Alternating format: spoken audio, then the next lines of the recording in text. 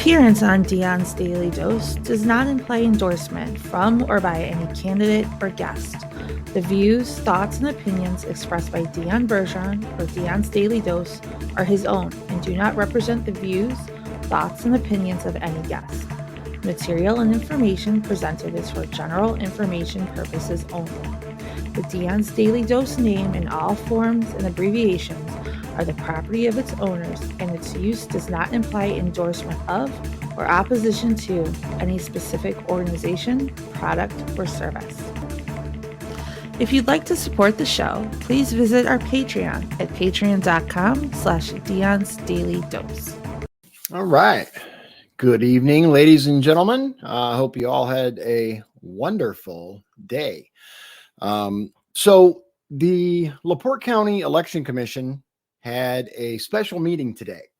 And what they were doing is they were addressing any potential candidate challenges, going over who was late, stuff like that. I have a quick rundown for you, and I'll also provide you, if you look up Alco LaPorte on YouTube, LaPorte County Election Board, February 16th, 2024 is the name of the video. You can watch the whole thing if you want, but it's close to an hour. And I'm going to give you just a really, really quick breakdown and then my analysis as to what happened.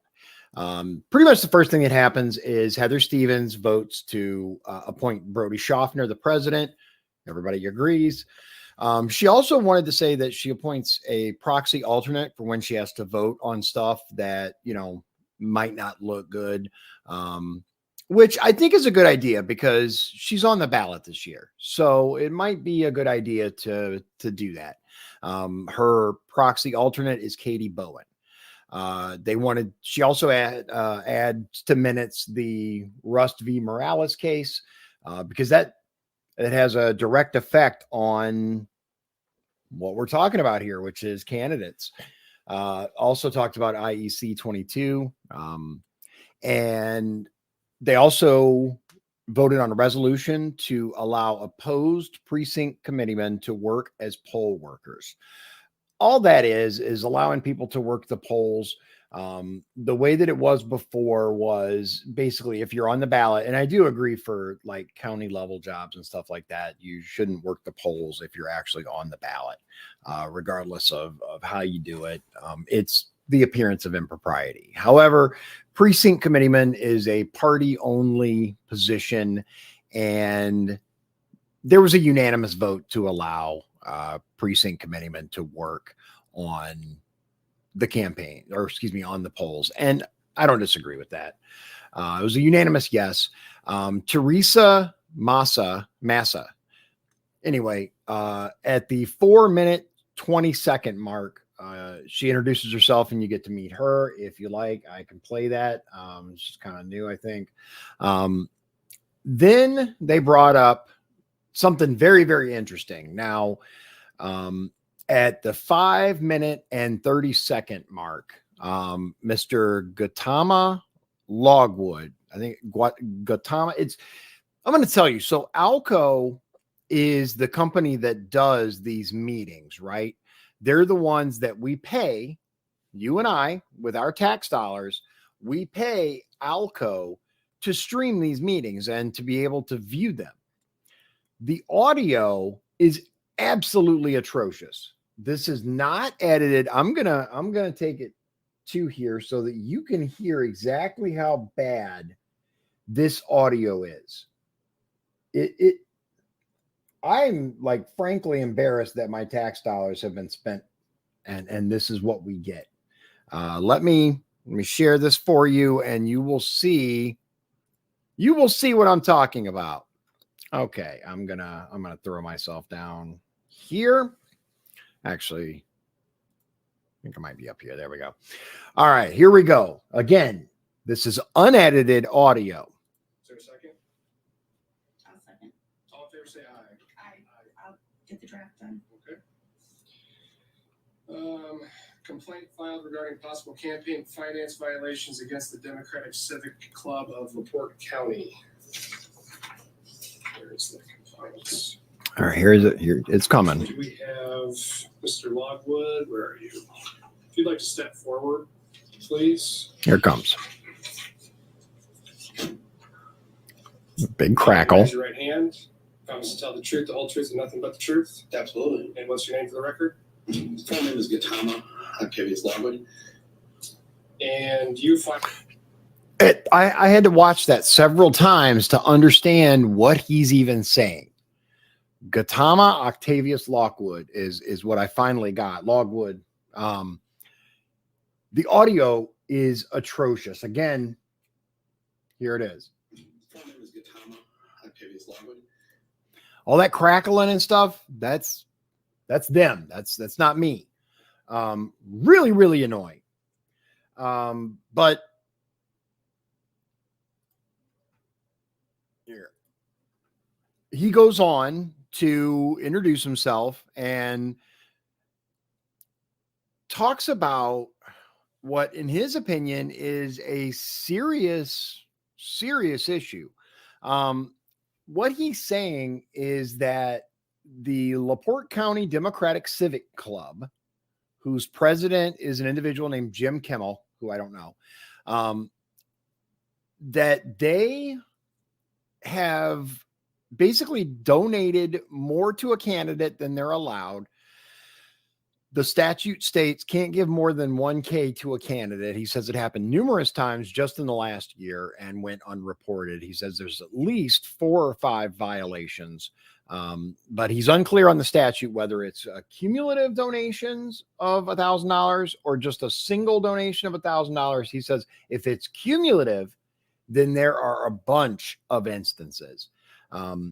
Just kind of for reference, this guy had joined this Democratic club, and he during his testimony, he says he had joined, he brought some people in, about 30 people, he says, donated $2,000, somewhere between $1,000 and $2,000 of his own money to the club, solicited $2,000 in donations, was put in charge of the golf outing. There were some concerns about the money.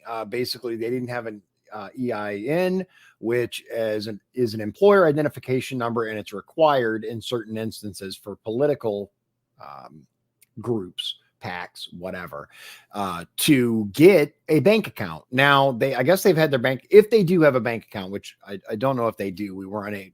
There was no confirmation of that. But nowadays, in order to get a bank account, you have to have an EIN. So it is possible that they were grandfathered in and they have an account that predates that. But I don't know. Either way, so he ran across some irregularities that he went to leadership about, and leadership didn't give him the responses that he wanted, or didn't give him any responses. They missed out on several donations that way.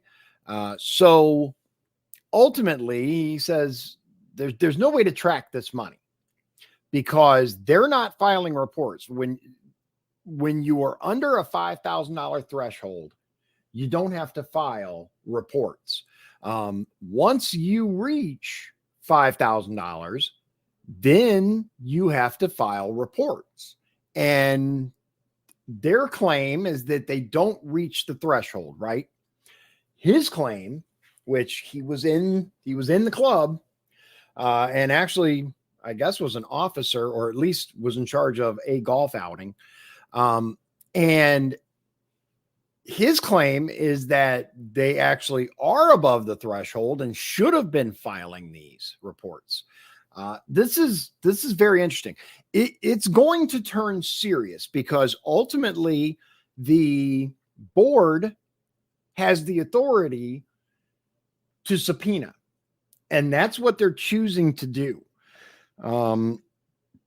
If you want to know the whole thing, it starts about the 5-minute and 30-second mark.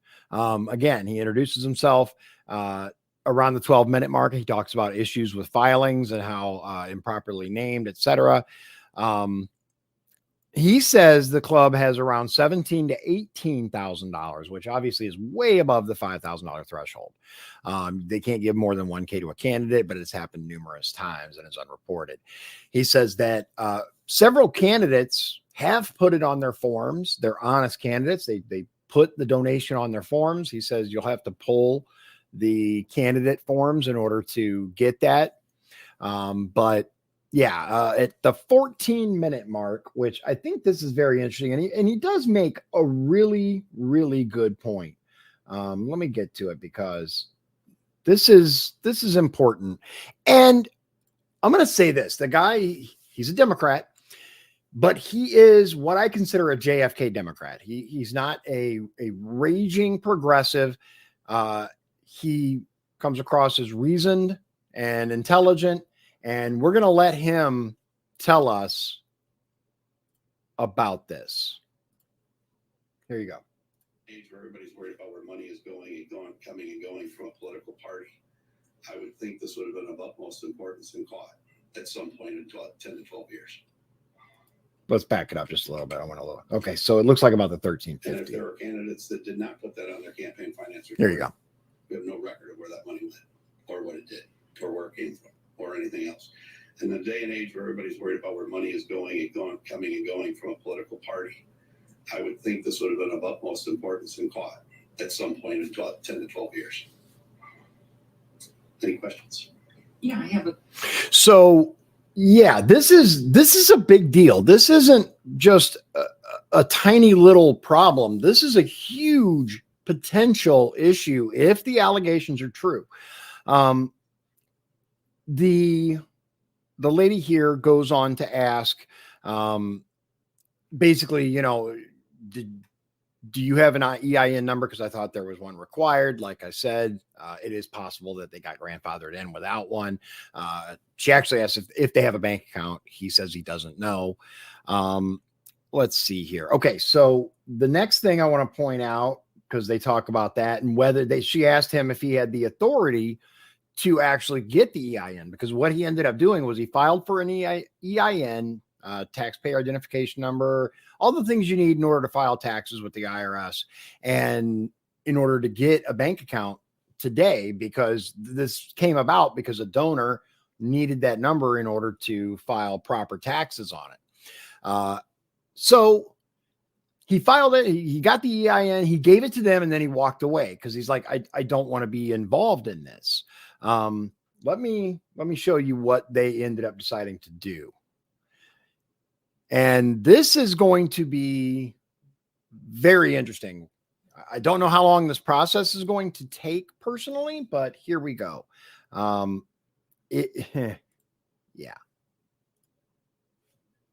Who'd like to speak? All right. And there's no one there from the committee. I have an idea of what I want to do. The statute says that this board has subpoena powers. I would like to move forward with that. However, the way I read the statute is it's the board, not just any one member. So with that, I would make a motion that we subpoena the financial records of this organization going back to 2011. do we want the treasurer, here as well? Yes, and so that's part of my second suggestion is that we table this until we get those records, and then we have another meeting where the Civic Club is notified. I'll second that. All in favor say aye. Aye. Okay. So it unanimously passes. What they're going to do is they're going to get a subpoena for the records, and they're going to request that the treasurer appear once they get the records and I have an opportunity to go through them. That's a big deal. I mean, a subpoena is a court order, and they're going to take it to the sheriff, which they talk about. They take it to the sheriff in order for the sheriff to serve the subpoena. This is a big deal for LaPorte County. And I'll say this, the gentleman that brought this forward, it would have been very, very easy for him to encounter this and go, man, whatever, you guys do your thing. Instead, he chose to speak up. He chose to come to the, because he didn't have to do this. He had already walked away. He was done. Good on him. Good on him. We need more people like that in this county. So I asked him, I'm going to give you exactly what he said. After the meeting, I had asked him if he had a statement that he would like on the record And let's see here. I wrote it down. He says, I just want to say that this type of thing can't continue and still have good governance in this county.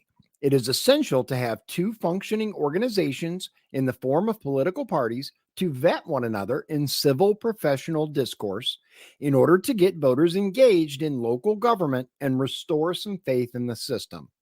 It may be it may get tough for Democrats to swallow now, but ultimately we will heal stronger in the broken spots, as Hemingway once said. And I agree with him.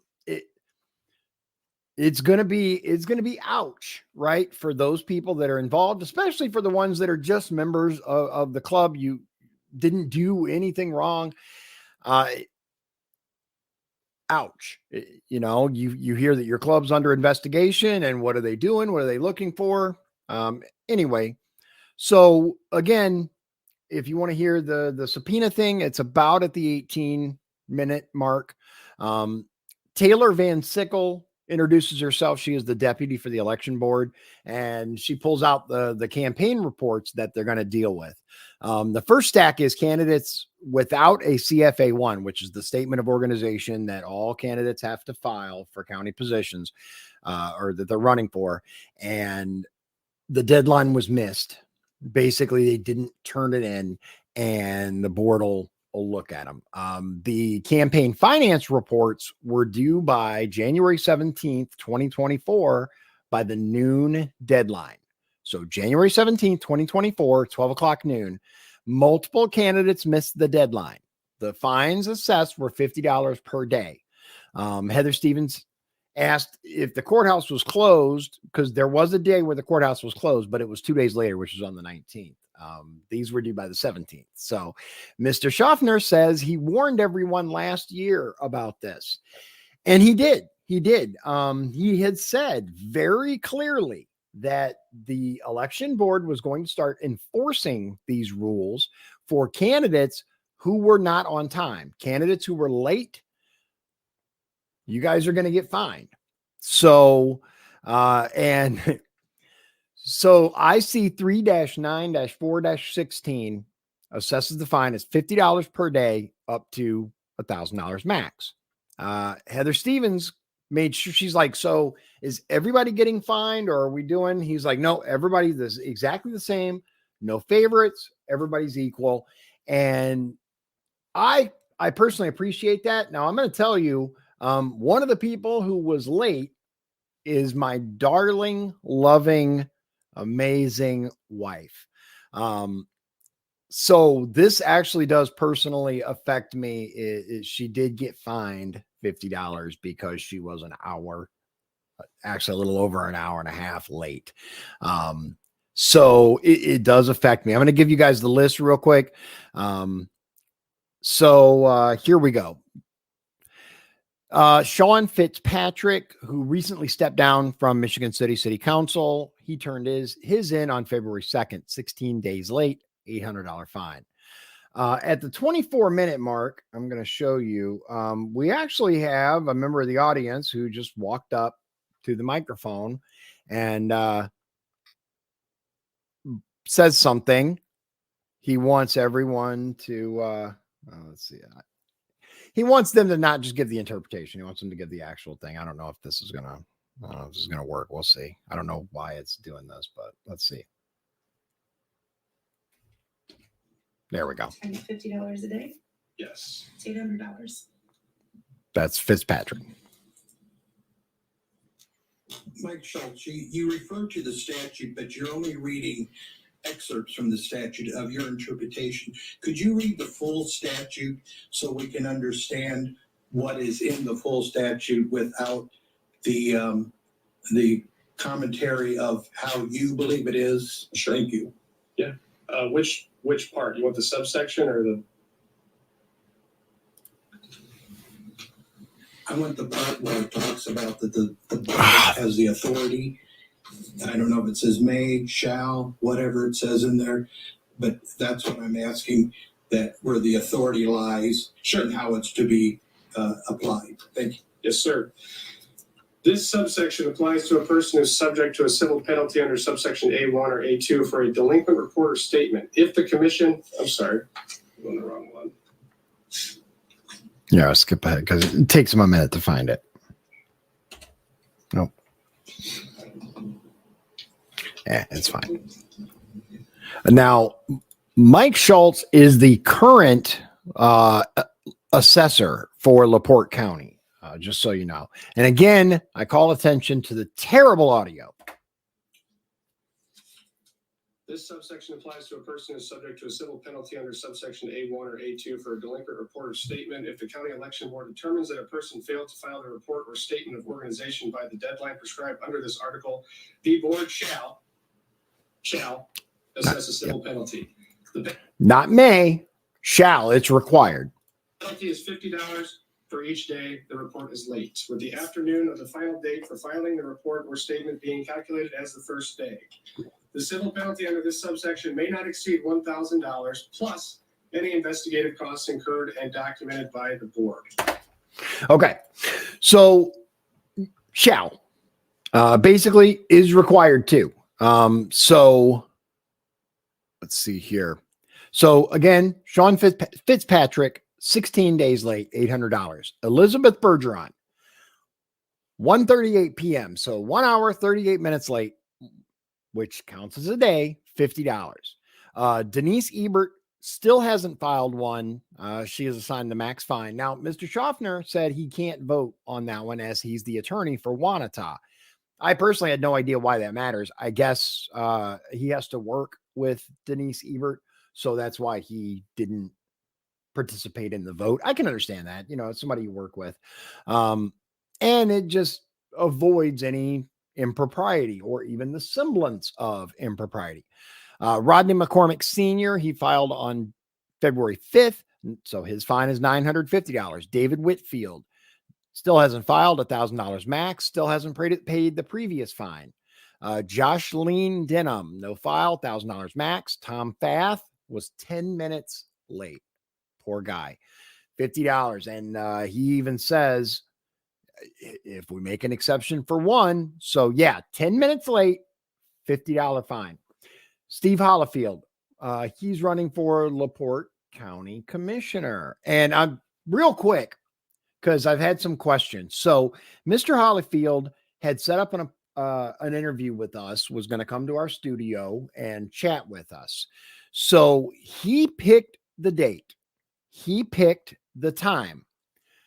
About 3 weeks in advance, we had this all set up. The night before, Mr. Hollifield contacts my scheduling team and says, hey, I'm not going to be able to make it. I have a couple of appointments that I forgot about. So I have a conflict of schedule.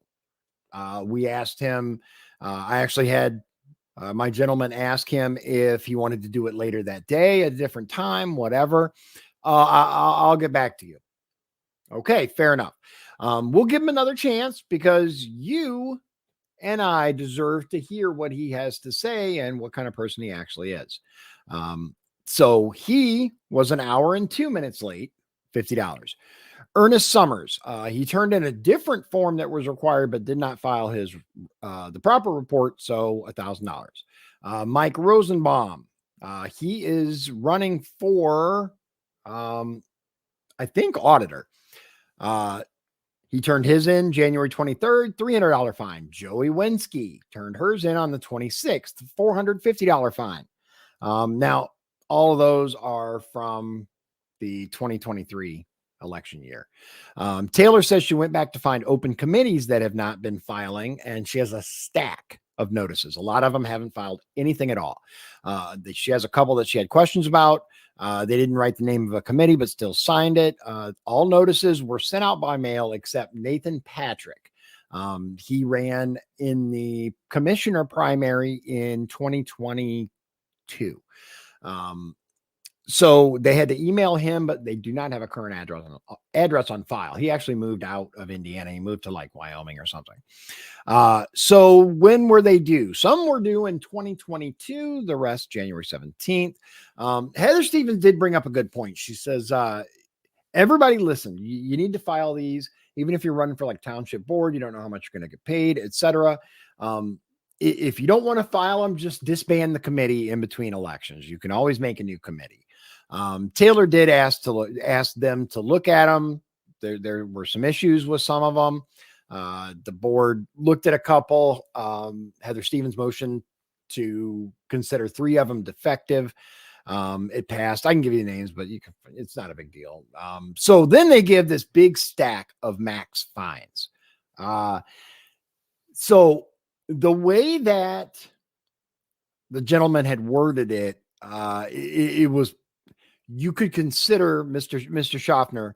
He had said, well, let's do all of these max fine, and just, go down. And Heather was like, okay, but not all the previous. Cause like Elizabeth Bergeron will go from $50 to $1,000. And that's not really, that's not really right. So shout out to Heather. Thank you for clarifying, because it could potentially be looked at.